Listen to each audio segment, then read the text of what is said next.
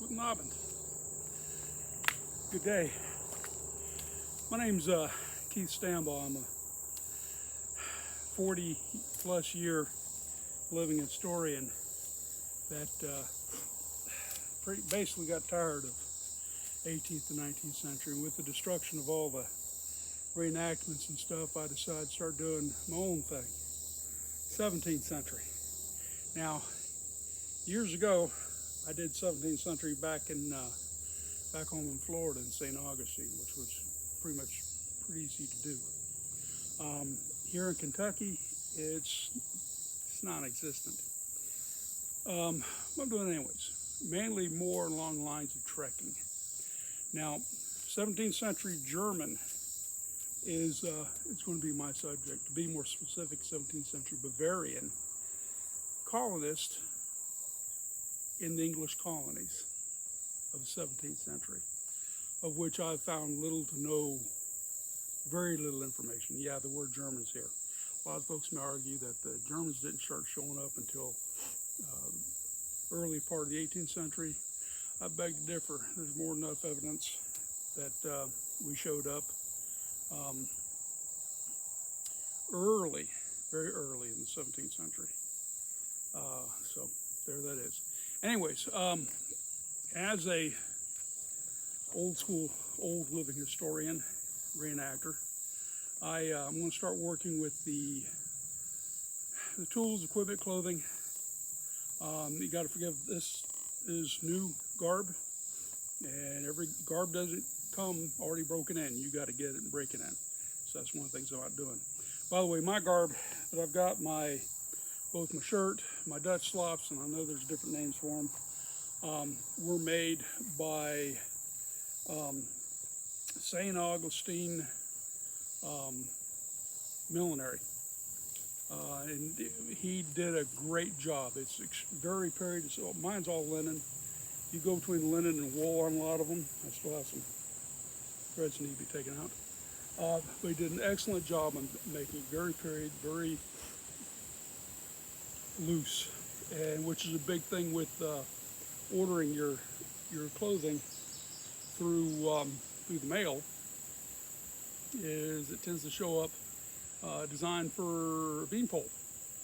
So when I called him and complimented him on the fact that stuff fit, in fact, the jerkin, the jacket that goes over all this, is like a freaking bag, and so I need to take it in.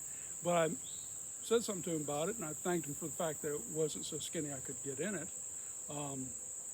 But he said basically he makes his garb for, I'll clean it up, fat bastards. Because he says he's a fat bastard, he makes clothes for fat bastards, of which I'm a fat bastard. Old, worn out, fat German. Sprout. Anyways, but I'll start going through equipment, material, what I've got with me. One, you may have noticed my Velocity. I still have to put a metal spike on the end of this to make it really work well. Eventually I'll have to replace the handle because the handle is so beat up. I've had this thing for about 10 or 12 years. I originally found it's originally a Polish design that I found, and later to find out pretty much most of your alpine countries and regions in Europe, Eastern and Western Europe, had versions of these. I know in Bavaria they had versions of these. They were carried by goat herders, shepherds, farmers. They were a multi-purpose tool and a defense weapon. Also, with the sudden craze lately of messers, I call this a Kurtzmesser, short messer. This was made by Todd Cutler for me, and if you see his mark right there. And this was a pricey little bastard, but very sharp, very handy. It's like the grandfather of the Bowie knife. This one was based. He's got another one where he's got a more of a guard coming down here, knuckle guard. These were based off of the 16th century paintings done by a particular artist. He names out there, so I cannot remember the name of said artist.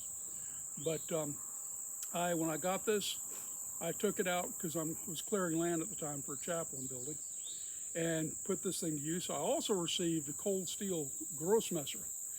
On the third day, I lightly went up and tapped something about as big as what I just had here, and the cold steel grossmesser snapped right here. Went ping, went off. So garbage. Get what you pay for. And this is good. It's period. I've seen the paintings. It fits the painting scheme to the length. It was actually smaller than I thought it was. I thought it was going to be something about out here. But this is a great piece. I've done a lot of hacking and cutting with it. And this is the first chance I've had to bring it out in the woods. Rest of my garb. Shoes I picked up. You can't really see them because I got the camera. I'll show you here in a second. Shoes I picked up, they're made in Germany. And I had to figure out as Americans, we can't handle the metric system. I had to figure out the metric manner for measurement. I believe my measurement was a 42. I could be wrong.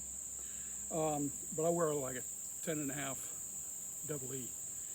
And I'll get you, as time goes and I make more videos, I'll go more in depth in shoes and other parts of it. But the whole idea for what I'm going to do with this series is to start trekking using 17th century gear, learning about it, learning about my Bavarian ancestry, and our Bavarian ancestors, German ancestors, here in the New World, and what life was like for us, what we would have carried. Now, in the 18th century, the whole big thing is where everyone has to have a flintlock. You got to have a rifle, musket, what have you. 17th century, I'm starting to believe that is a common firearm was a matchlock. There were wheel locks, there were snap launchers and wheel locks were very expensive. There were dog locks at a later end. Now I'm doing the first half. Wheel locks very expensive. Snap launchers very expensive. Matchlock far more common, but really not that good, I think, for carrying for a single individual, passing one spot to another, for defense, self-defense, and for hunting. Because think about it, you're walking around, you run up on a deer, like I stumbled across a couple of those walking up. They winded me, scared the tar out of me, came out of nowhere. No time there to get my match lit, have my match lit, get it set up, open my pan, take aim, and fire. That just weren't going to happen. Same thing with the tack. So I truly believe that for most colonists, the matchlock was more of a militia weapon, something you might have at the hacienda to keep things safe. But on trekking, I'm going to start investigating use of 17th century colonists using bows, crossbows. I know they would have carried swords, not rapiers and stuff like that, but more along the lines of the messers. Hunting swords, small sword, well, not the 18th century small swords, but you get the gist of it. Dirks, bollock daggers, things of that nature. Staffs. Oddly enough, a European, whether it be in Europe or the New World, was pretty much of a badass when it came with a staff, because they've been using them for like since forever. It's a stick, it's a long stick, and we figured that long stick out. Also pole arms. I will do investigation, look into pole arms, and do some experimenting with some pole arms. All through that, all the equipment, fire making, whole 9 yards. I'm gonna bring what I can from the 18th century into the 17th century skills and adjust them from there. But this is the beginning of a journey. So, willkommen, welcome. Come on, let's go. Y'all have fun. We'll see you somewhere out in the woods. Oh, by the way, why am I in Kentucky? Well, I'm an old, fat German widower who got struck with the disease of Wanderlust. So I went for a walk and got lost on the western side of Virginia. Guten Tag. And we'll see you all in a bit. Bye-bye. Up and